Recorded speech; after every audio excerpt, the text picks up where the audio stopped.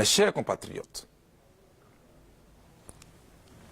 le 1er février 2019, à 19 h, les portes de la prison sont ouvertes pour le président Laurent Gbagbo et moi. Aujourd'hui, je peux enfin m'adresser à vous en homme libre. Pendant ces longues années de détention, j'ai sans cesse pensé à vous, à vos familles, à tous ceux qui vous sont chers, ainsi qu'à notre bien le plus précieux que nous avons en commun, notre pays, la Côte d'Ivoire. Si le fil du dialogue a été rompu par les circonstances que vous savez, rien de vos questionnements, de vos inquiétudes relatives à l'avenir de notre nation ne m'ont échappé. Pas plus que les douleurs qui vous ont affligé et qui continuent malheureusement de vous habiter aujourd'hui encore, semblant jeter un voile épais sur l'avenir. Notre avenir que nous sommes pourtant obligés de réinventer ensemble. C'est ce dialogue que je renoue aujourd'hui avec vous tous, sans exclusive. Quelle qu'a été votre opinion sur ce que j'ai vécu?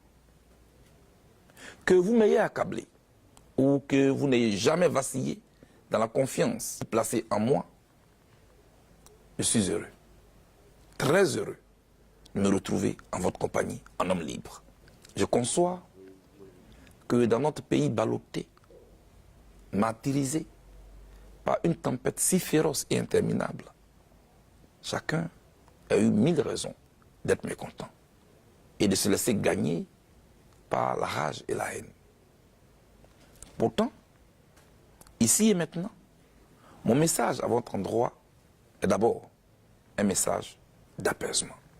Ensuite, ce que me dicte mon cœur en ce moment, c'est de vous dire toute mon affection. Ma singulière et profonde affection. En vous l'exprimant, je ne vous rends qu'une infime partie du soutien et de l'immense amour que vous avez bien voulu me témoigner pendant ma détention.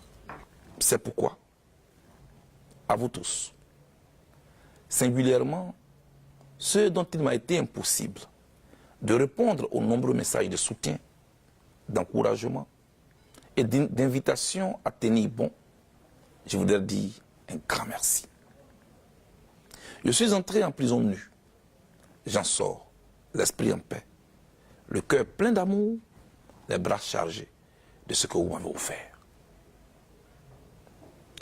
Dans cette séquence si significative, comment oublier mes sœurs, mes frères, la diaspora ivoirienne et africaine? Ces gens formidables qui, pendant plusieurs années, ont bravé le froid polaire, la distance, pour nous apporter leur soutien qui nous a été très réconfortant. Soyez rassurés. La reconnaissance que je vous dois, elle est à nulle pareille. Merci. 1000 fois merci. Que le Tout-Puissant vous rende au centuple tous les efforts que vous avez fournis et tous les sacrifices que vous avez consentis pour nous. Chères sœurs, chers frères, aussi cruelle qu'a été l'épreuve que notre pays a vécue, fidèle à mon engagement de ne jamais être du mauvais côté de l'histoire, je n'encouragerai aucune tentation de vengeance, ni aucune velléité de revanche. Parce que, en définitive, de vengeance à vengeance, de revanche en revanche, cela ne fera que précipiter notre pays dans l'abîme, dans le chaos. Bref, dans un déclin irréversible. En revanche, je suis disposé à encourager toutes les initiatives en faveur de l'édification d'une société qui sache tirer les leçons de son passé douloureux. Pour moi, même si les circonstances de l'histoire nous ont imposé cette crise qui a retardé le développement de notre pays et qui continue d'endeuiller de nombreuses familles, nous ne sommes pas obligés de prolonger ce conflit. Ne nous y trompons jamais. Les sociétés qui avancent, les pays qui engrangent d'importantes victoires sur le marché concurrentiel de développement sont ceux qui savent tirer les enseignements, tous les enseignements, des événements douloureux qui jalonnent leur histoire et forgent leur communauté de destin. Chers compatriotes, mon engagement pour la paix et la réconciliation n'obéit à aucune démarche intéressée ni à aucune tactique politicienne. Il est sincère et appuyé sur des convictions fortes, ayant pour but de faire grandir notre pays. En effet, au regard de notre actualité sociopolitique, chaque jour, les murs de méfiance gagnent en épaisseur et en hauteur. Le fossé social, quant à lui, et c'est peu dire, continue de se creuser avec une obstination que rien ne semble arrêter. Et manifestement, vous semblez à nouveau habité par la peur. Cette grande hantise qui accompagne, comme d'habitude, les processus électoraux ivoiriens semble encore de retour. Est-ce une fatalité? Non, absolument pas. Une simple observation permet de comprendre que dans les pays présentant le même profil que le nôtre, où toutes les énergies sont organisées et tendues vers le développement, sont ceux dans lesquels ont été résolus les crispations, les tensions et les conflits relatifs aux fêtes démocratiques. Un exemple. Au Ghana voisin, l'organisation des élections est aujourd'hui un fait banal de la vie nationale. Chères sœurs, chers frères, chacun doit comprendre que le fonctionnement de notre démocratie naissante doit se faire autour de règles impartiales, au service de la quiétude des populations. Nous devons travailler à doter notre pays d'institutions fortes et crédibles qui puissent traverser le temps et non des institutions assujetties aux intérêts immédiats du parti au pouvoir. Est-ce si difficile, comme au Ghana, d'arriver à une normalité électorale? Certainement pas.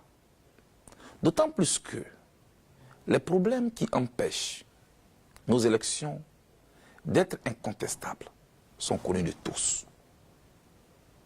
Ne manque que l'engagement pour les acteurs politiques ivoiriens les plus en capacité de changer les choses, d'accepter d'associer leur nom pour toujours à l'histoire de ce pays. Malheureusement, je sais qu'ils s'en trouveront pour moquer un tel rêve. C'est cela, la diversité d'opinions que je respecte, des postures du moment et d'une absence de projection vers le futur.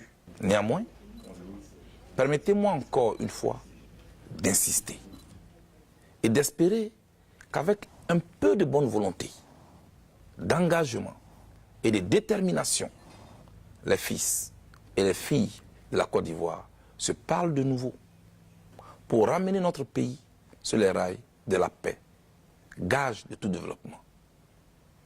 Ainsi, nous pourrons envoyer à tous nos partenaires extérieurs le signal que nous sommes des best places où investir en toute confiance. Notre pays en a besoin. En ce qui me concerne, j'ai fait ma part.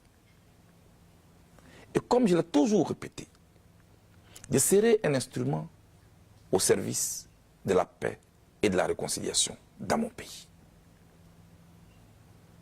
Savoir reconnaître ses erreurs, assumer ses responsabilités, quelles qu'elles soient, voilà la voie vers la rédemption. De fait, quel que soit ce que chacun d'entre nous aura vécu, nous devons apprendre à nous pardonner les uns les autres. Et je le répète, quel que soit ce que chacun d'entre nous aura vécu, nous devons apprendre à nous pardonner les uns les autres. Pour moi, le pardon est une étape inévitable à la reconstruction d'une Côte d'Ivoire nouvelle. Une telle démarche serait la démonstration de notre grandeur d'âme, l'âme ivoirienne. Elle est aussi, et vous en conviendrez aisément avec moi, l'un des plus grands signes d'espoir. Ensemble, nous devons construire notre pays dans le respect de nos différences d'opinion, de religion et de provenance géographique. Tout comme nous devons inscrire notre engagement et notre culture politique dans une compétition saine, c'est-à-dire débarrassée de toute violence et surtout loin des armes. À cet égard, je voudrais affirmer ici qu'aucune ambition politique, aussi noble soit-elle, n'est au-dessus de la vie des Ivoiriens, d'aucun Ivoirien. La vie, elle est sacrée. À mes yeux, ce sont nos différences qui enrichissent le débat politique et confèrent à la démocratie toute sa beauté et tout son sens.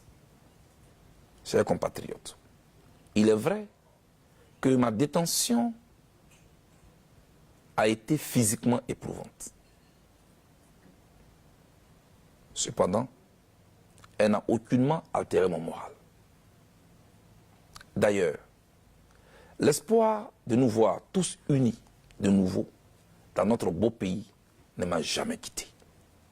Un pays qui procurera à chacun et à tous ses enfants les meilleures opportunités de vie, une meilleure éducation, des soins médicaux appropriés, une justice équitable et un environnement qui garantisse la sécurité de tous.